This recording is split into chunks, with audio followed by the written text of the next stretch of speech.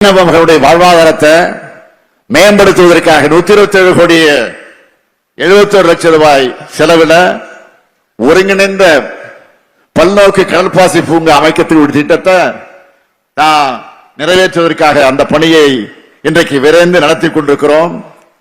மிதவை கூண்டுகள் கடல் மீன் வளர்ப்பு, கடல் மீன் குஞ்சு வளர்த்தெடுத்தல், அதனுடைய மையம் நவீன உயிர்கூழ்மை குளங்கள்ல இறால் வளர்த்தல், உவர்நீர் இறால் வளர்ப்புக்கு புதிய குளங்கள் கட்டுவது போன்ற திட்டங்களின் கீழ் 3 கோடி 88 லட்சம் ரூபாய் மானிய உதவித்தொகை வழங்கப்பட்டிருக்கு.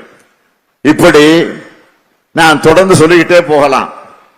இப்படி மீனவருடைய நலனுக்காக தமிழ்நாடு அளவுக்கு எந்த மாநிலமும் இதுவரை இப்படிப்பட்ட காரியங்களை செஞ்சதில்லை. இத என்னால நெஞ்சு நிமித்தி கம்பீரமாக நான் சொல்ல முடியும்.